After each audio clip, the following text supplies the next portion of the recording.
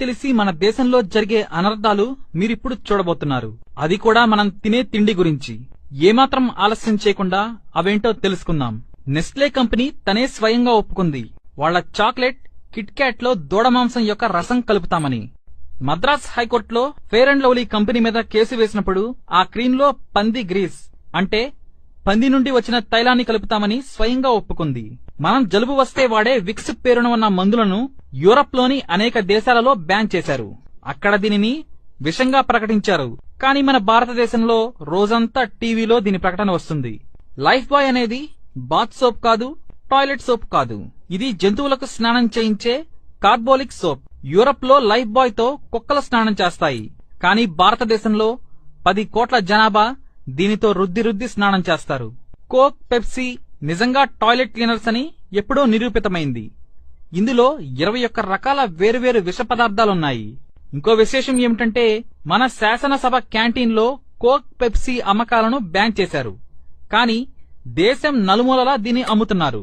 ఇక health tonic అని పేరు చెప్పి అమ్ముతున్న విదేశీ కంపెనీలు బూస్ట్, కాంప్లాన్, హార్లిక్స్, మాల్టోవా, ప్రోట్నిక్స్. వీటన్నిటినీ ఢిల్లీలోని ఆల్ ఇండియా ఇన్స్టిట్యూట్ అంటే భారతదేశంలోనే అన్నిటికన్నా పెద్ద ల్యాబ్. ఈ ల్యాబ్ లో పరీక్షించగా తేలిందేంటంటే కేవలం వేరుశనగ పిప్పి నుంచి తయారవుతుందని. అంటే వేరుశనగ నుంచి నూనె తీయగా దాని వేస్ట్ మిగులుతుంది. దానిని గ్రామాలలో పశువులు తింటాయి. దానితో ఈ హెల్త్ టానిక్లు తయారవుతాయి. మరో విశేషం, అమితాబ్ బచ్చన్ కు ఆపరేషన్ అయింది. అది 10 గంటలు జరిగింది. అప్పుడు డాక్టర్లు ఆయన పెద్ద పేగును కట్ చేసి తీసేశారు. డాక్టర్లు ఏం చెప్పారంటే కోక్, పెప్సీ ఎక్కువగా తాగటం వల్ల అది కుళ్లిపోయిందని చెప్పారు. ఆ మరునాటి నుంచి అమితాబ్ బచ్చన్ వీటి ప్రకటనలు చేయటం మానేశారు. చాలా మందికి పిజ్జా తినడంలో మజా వస్తుంది. సరే, అసలు పిజ్జా ఎలా తయారవుతుంది? ముందుగా పిజ్జా అమ్మే కంపెనీలు చూద్దాం.